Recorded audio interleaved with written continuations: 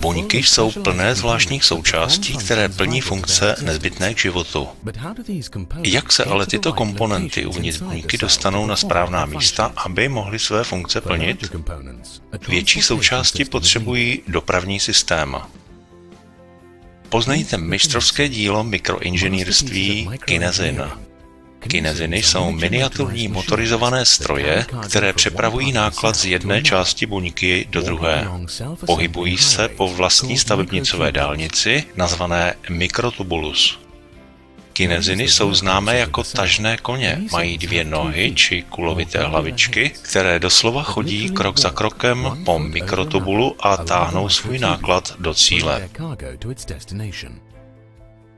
Každá noha ovládá 2 zvláštní pozice, takzvaná vazebná místa, která vzájemně reagují s dalšími molekulami. Jedno místo se připojí k mikrotubulu a druhé se naváže na ATP, energetickou molekulu buňky. Když se jedna noha sváže s ATP a využije její energii, noha se přehodí a tím vzniká pohyb chůze. Každá noha má krátký krček, který je spojen s dlouhým pramenem svinutého stonku. Na konci stonku je vějířovitý úchyt, který pevně drží přepravovaný náklad. Kinesiny mohou nést mnohem větší náklad, než je jejich vlastní velikost. Někdy je nebezpečí, že cestu po mikrotubulu zablokují ostatní buněčné částice a kinesin uvízne.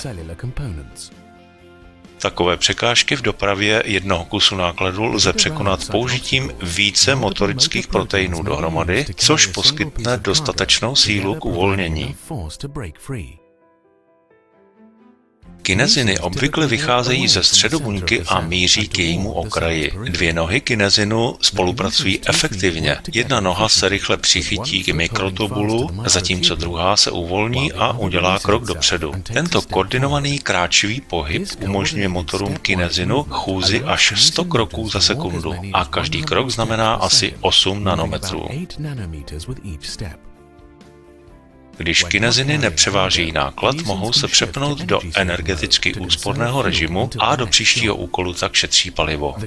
Kinesin hraje životně důležitou roli v mnoha buněčných procesech. Není to jen transport materiálu, ale podporuje také buněčnou replikaci. Chodící molekulární stroj Kinesin je dalším příkladem inteligentního designu.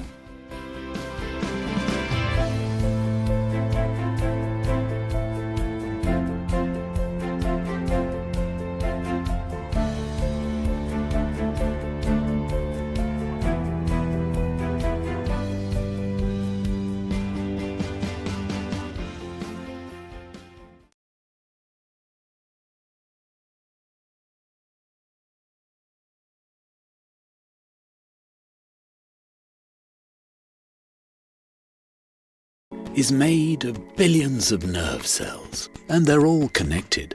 If we take a closer look, a nerve cell seems to have antennas. Most of them are receivers of information, but only one is a transmitter, called the axon. This axon is connected to several receivers of other cells, forming a gigantic neural network, the brain. Meet John. John is a kinesin, a motor protein. He lives inside a nerve cell and he has a proper job. To ensure that a brain cell does his job properly, it needs the continuous flow of building materials, proteins.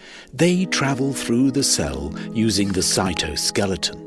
If you would compare a nerve cell with a city, the cytoskeleton inside the cell would be the roads, and the traveling proteins would be the traffic.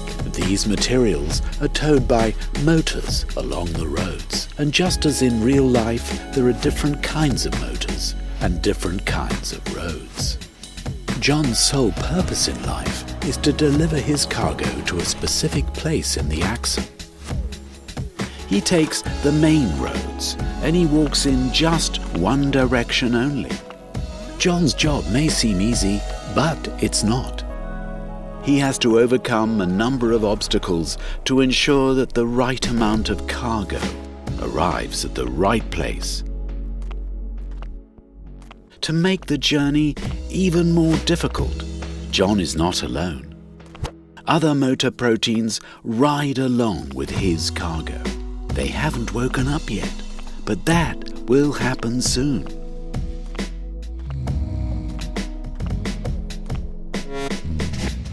The journey starts in the center of the city, just like in the center of the cell.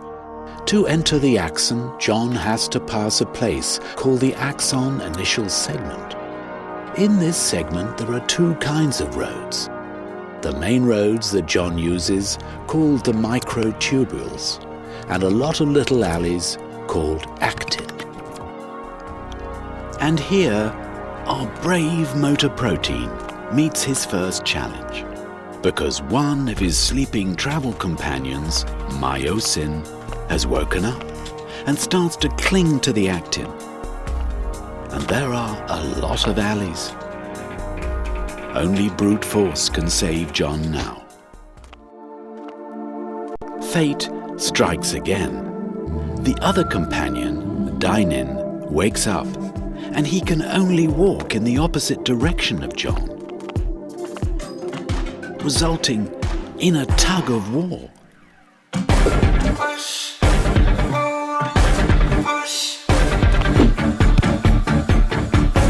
But there can be only one. Along the axon in which John travels, there are places called synapses. Here, the axon connects to receivers of the other cells.